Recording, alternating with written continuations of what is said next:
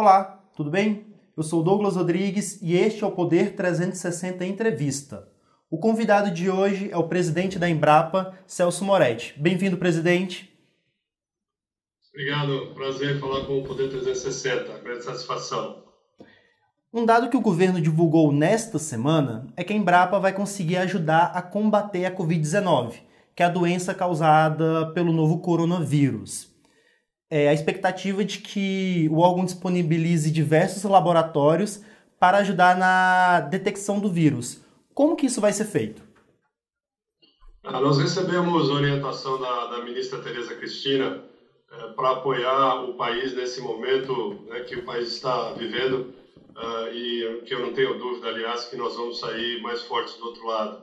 Então, por uma demanda do Ministério da Saúde, eu recebi essa orientação da ministra para que identificasse nos laboratórios da Embrapa, e aí aqui é importante para dizer para todos aqueles que nos acompanham aqui no Poder 360, a Embrapa tem 43 centros de pesquisa distribuídos em todo o território brasileiro, de Roraima, já lá no hemisfério norte, em Boa Vista, até Bagé, no Rio Grande do Sul, ali quase na divisa com o Uruguai. Então, nós fizemos um levantamento, Douglas, e identificamos que nessas 43 unidades, nós temos 47 laboratórios que têm um equipamento, que é um equipamento utilizado em todo o mundo para detecção de vírus, como é o caso do coronavírus, que podem ajudar. E a capacidade de análise nossa é de 43 mil análises por dia.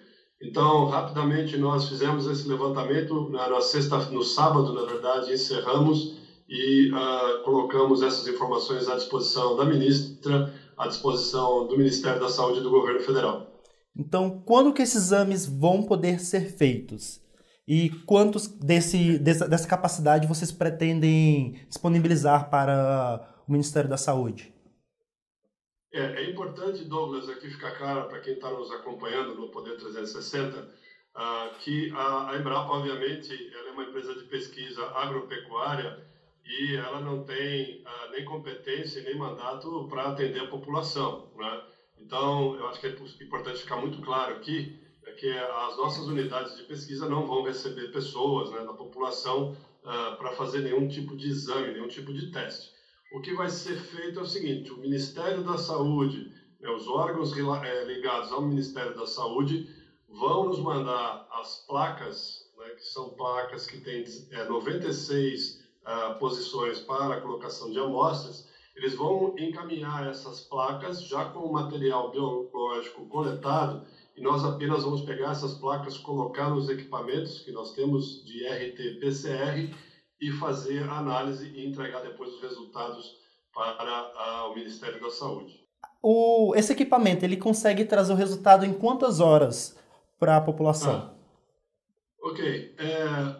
Nós conseguimos, num prazo de 24 horas, processar 43 mil amostras. Então, toda a preparação do equipamento, né, a execução da análise e a saída das informações. Então, a cada 24 horas nós conseguimos processar 43 mil análises, né? O que é um número, uma capacidade muito significativa. Desses laboratórios, todos podem ser usados? Vocês vão disponibilizar todos mesmo? E a partir de quando? Já tem uma data? Sim, né? Nós vamos disponibilizar os 47 laboratórios da empresa. A Embrapa ela tem um número maior de laboratórios, né? Nós temos laboratórios desde que trabalham com produção de sementes até laboratórios que trabalham na parte de processamento. Especificamente, esses laboratórios têm esse equipamento, como eu mencionei anteriormente, e eles já estão prontos tão logo a Embrapa receba esses kits de diagnóstico e os materiais biológicos do Ministério da Saúde, via, obviamente, o Ministério da Agricultura, nós iniciaremos essas análises. Nós estamos aguardando a sinalização do Ministério da Agricultura para dar início a esse trabalho. Alguma outra medida que a Embrapa está estudando para poder ajudar o governo e a população a combater a Covid-19? Bom, fora essa contribuição, Douglas, a Embrapa está fazendo o seu dever de casa.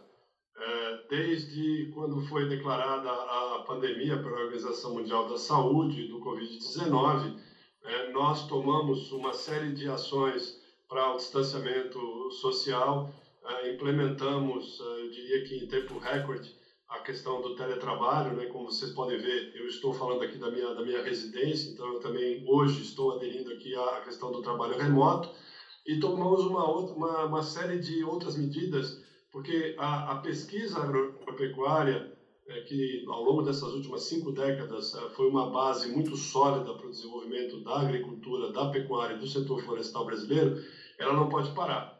Então, ainda que nós tenhamos um grande contingente de colegas que está em teletrabalho, em trabalho remoto, nós temos alguns colegas que estão fazendo o trabalho de revezamento, porque várias das nossas unidades têm animais. Então, nós temos animais na Embrapa Suínos e Aves, em Santa Catarina, nós temos animais na Embrapa Gado de Leite, em Juiz de Fora, na Embrapa Gado de Corte, em Campo Grande, no Mato Grosso do Sul.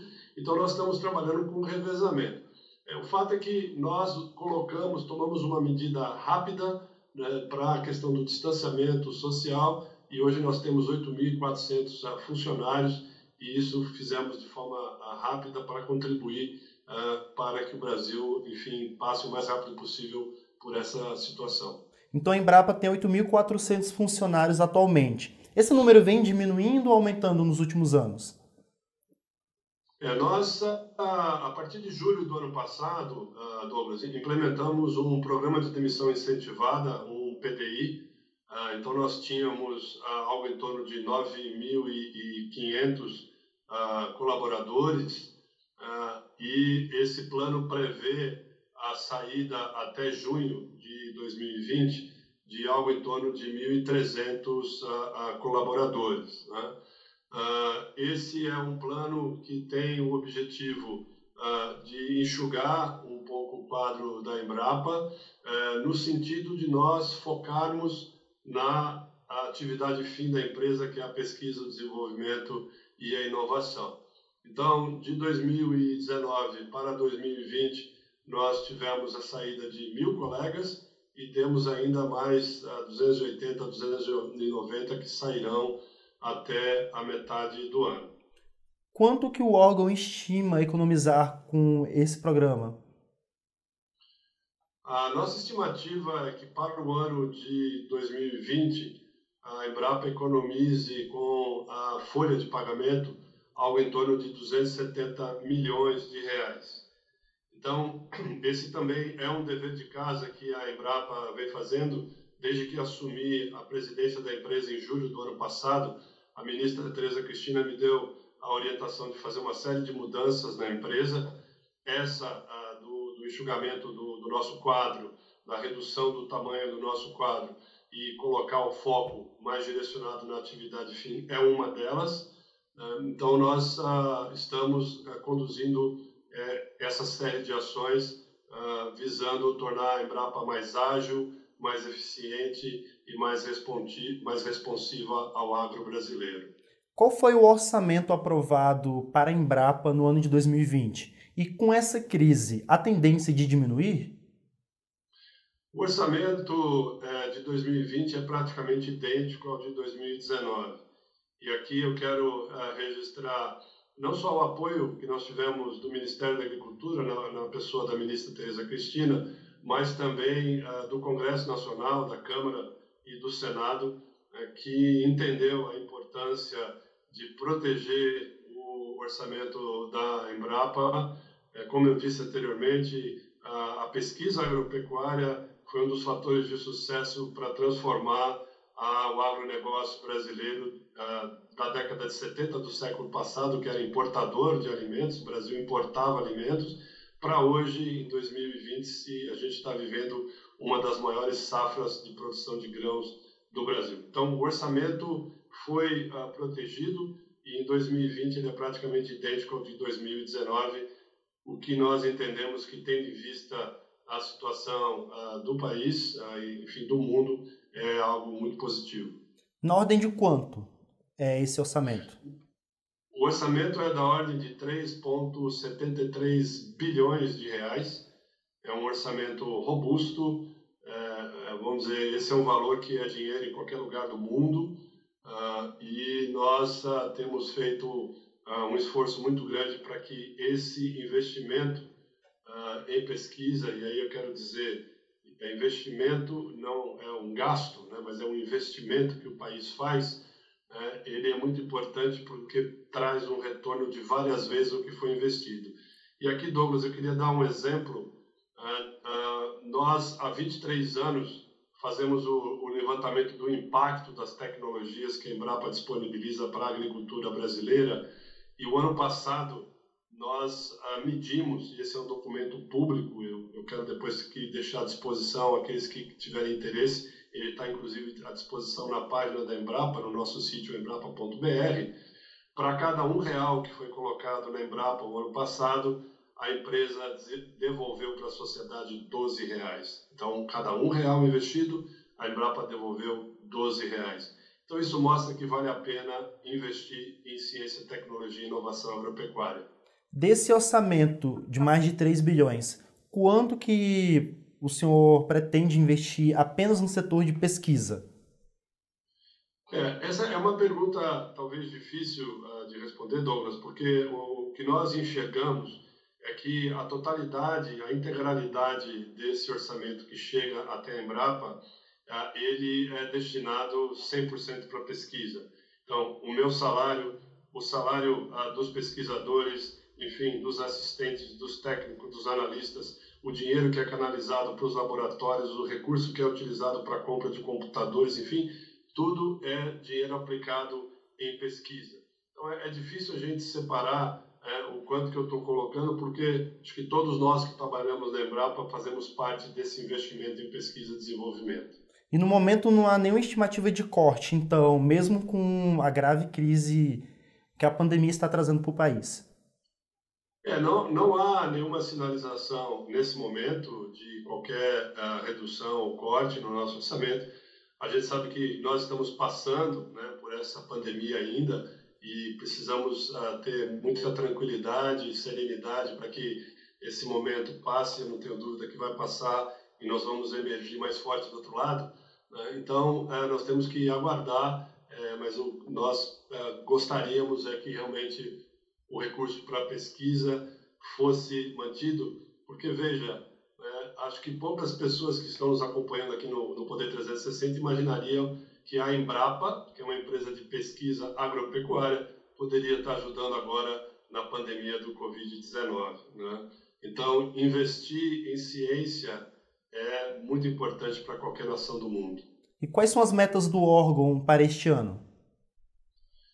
E nós temos um conjunto bastante robusto, Douglas, de metas, vamos dizer assim, ou de apostas que nós fazemos para 2020, mas eu vou selecionar aqui 4. O primeiro é a edição genômica, onde nós utilizamos tesouras, como se fossem tesouras biológicas, e conseguimos editar o genoma de plantas, animais e micro-organismos para que esses organismos sejam mais eficientes para enfrentar, por exemplo, condições de seca ou para enfrentar o ataque de pragas e doenças, né? Então, nós estamos já trabalhando na cadeia produtiva da soja e do feijão com edição genômica. Então, essa é uma das apostas.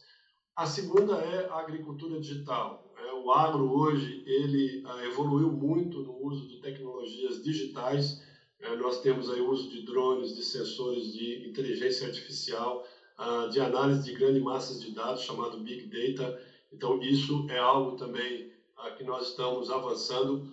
O Brasil precisa avançar rapidamente na questão da conectividade no campo. 72% das propriedades rurais não possuem conectividade ainda, e esse pode ser um fator limitante. Então, a agricultura digital é uma das apostas, e a Embrapa tem avançado nesse processo.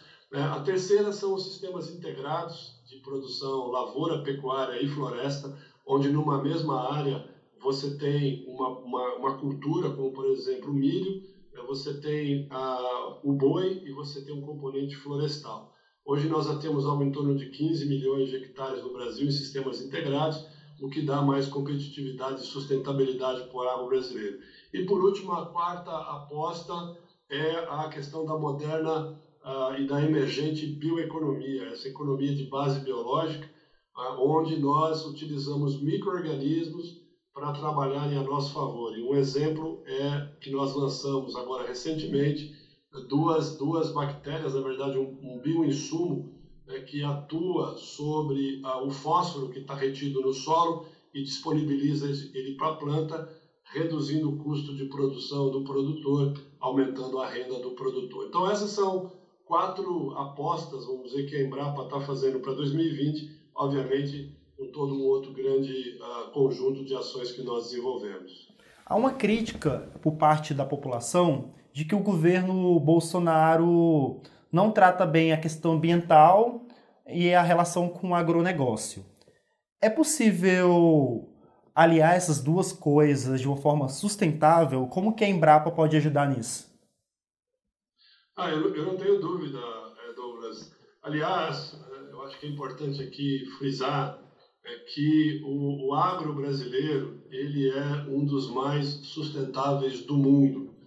Hoje nós produzimos alimento suficiente para alimentar 7 vezes a população do Brasil. Então eu estou falando aqui que o que o Brasil produz hoje, ele consegue alimentar 1,4 bilhão de pessoas, ou 20% da população do globo terrestre, e nós fazemos isso preservando 2/3 do território brasileiro, ou seja, 66% do território brasileiro está preservado. E isso, nós na Embrapa, nós temos dados, né, de imagens de satélite, nós temos unidades que trabalham com essas análises, né, que demonstram que 2/3 do território brasileiro está preservado.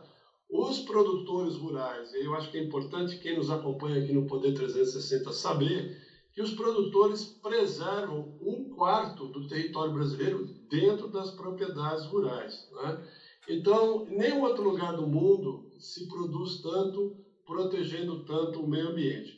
Eu creio que essa oportunidade, né, que vocês estão dando aqui a nós, Embrapa, para falar um pouquinho desse trabalho que o agricultor, que o agro brasileiro faz de produzir alimentos e preservar o meio ambiente, é muito importante e relevante, porque a gente pode levar informação qualificada como essa para vocês. O senhor citou que o Brasil consegue produzir alimento para 20% da população mundial, mas muitas pessoas criticam. Por que a carne às vezes vai para a China, não vem para o Brasil e aqui é mais caro?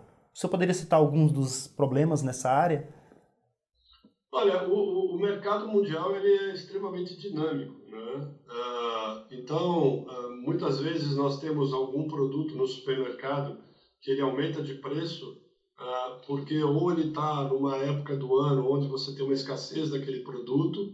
Então, eu dou um exemplo aqui muito claro da alface, né? Que todo mundo aí deve consumir, né, como salada, né? Que nessa época do ano, agora no verão, como tem muita chuva, né, é mais difícil produzir alface, então o preço acaba sumindo. Eu estou falando aqui de Brasília, do Distrito Federal, nós temos aqui 2 épocas muito claras, né? Agora está chovendo muito, então o preço das folhosas sobe.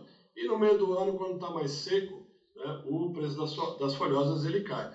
Da mesma forma, nós temos outros produtos, né, por exemplo, como o caso da carne, né, que você pode ter uma demanda mais forte no mercado externo, e você pode ter um problema de sazonalidade, e quando esses 2 fatores se encontram, isso acaba muitas vezes levando o preço para cima. Agora, o Brasil é um país, como a gente falou aqui anteriormente, que tem uma quantidade enorme, né, de produção de alimentos, enfim, de fibras, né, e também de bioenergia, e que felizmente esse é um fator que deixa tranquila a nossa população, principalmente num momento como esse que a gente está vivendo da Covid-19.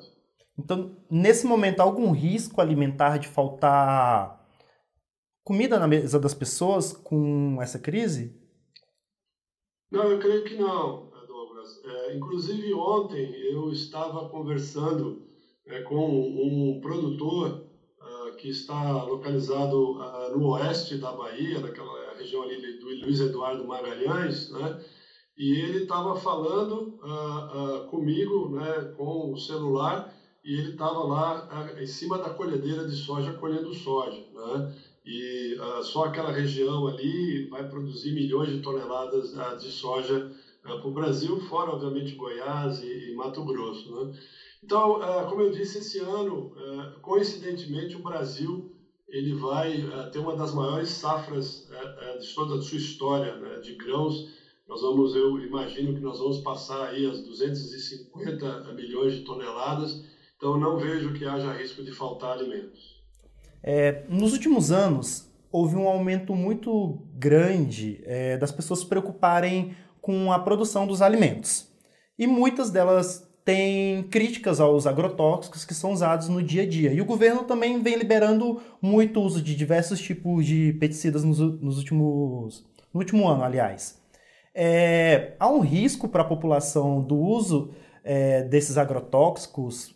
Qual o benefício? Dá para produzir alimentos sem usar nenhum desse tipo de produto químico? Eu entendo que, tendo em vista, muitas vezes as pessoas elas falam, olha, o Brasil é o maior consumidor de pesticidas do mundo, né, um dos maiores. Realmente é. É porque ele é um dos maiores produtores de alimentos, fibras e bioenergia, né?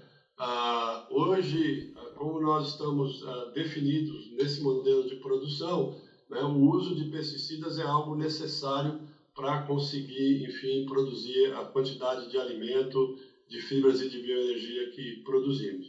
O uso inadequado ou o uso indiscriminado é que é o problema e que nós temos que combater.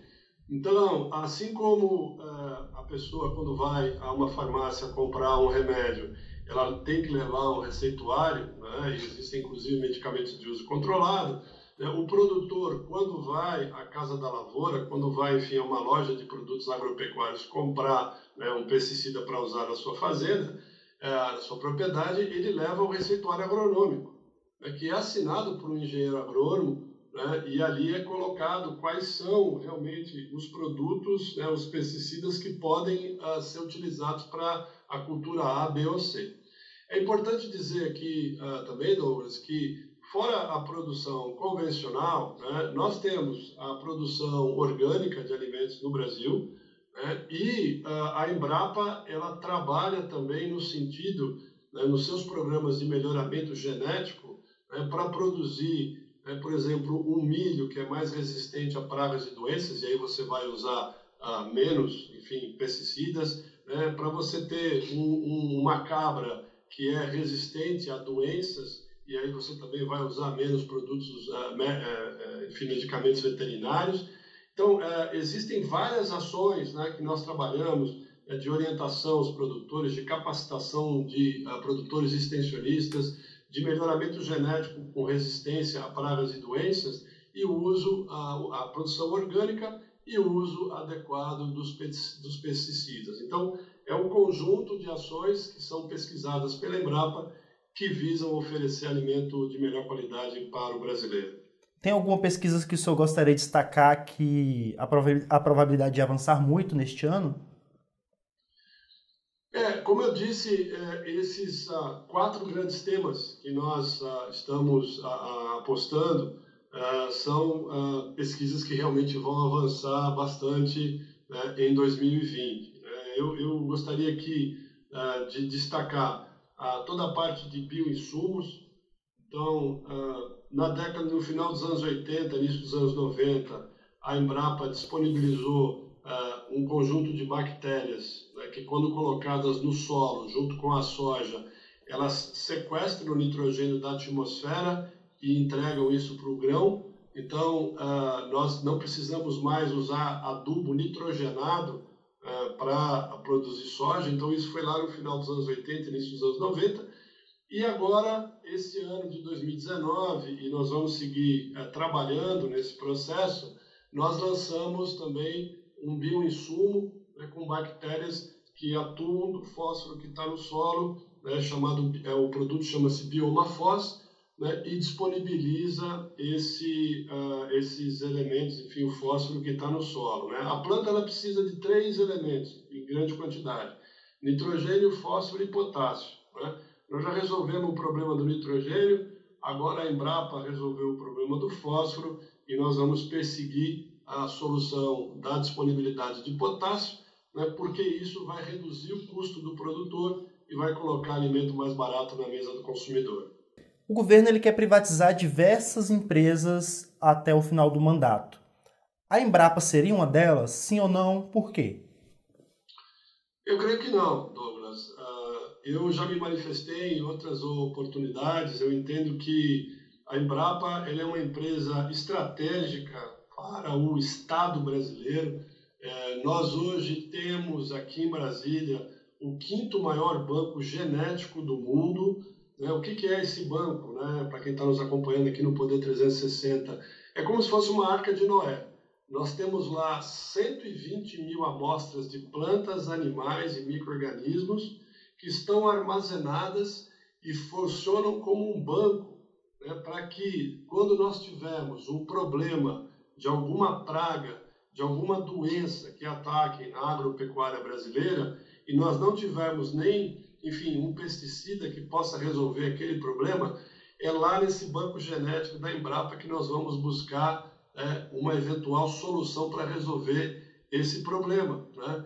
Então, o valor desse banco genético ele é incalculável. Né? Eu costumo até brincar que o valor dele é mais alto do que aquilo que está depositado no Banco Central, né? Porque realmente é um valor inestimável, é uma questão, não é nem mais de segurança alimentar, é uma questão de segurança nacional. Então, assim, eu estou me referindo aqui só à parte de recursos genéticos, né? Mas todo o trabalho que é feito pelas nossas unidades em todo o território nacional dá suporte a um dos setores mais pujantes da economia brasileira, que é a agropecuária, né? Que responde por quase 25% do PIB, 1 em cada 5 empregos e quase metade das exportações. E se o Brasil é essa potência na agricultura hoje, é porque por trás tem instituições como a Embrapa que ajudaram o agro a se desenvolver. Então, portanto, e aqui encerrando esse meu raciocínio, né, eu entendo que a Embrapa é uma empresa extremamente importante e que deve permanecer nas mãos do Estado brasileiro. Então é isso. Muito obrigado pela entrevista e seja bem-vindo para as próximas oportunidades ao Poder 360. Eu que agradeço, uma grande satisfação. Até a próxima. Até a próxima. Obrigado.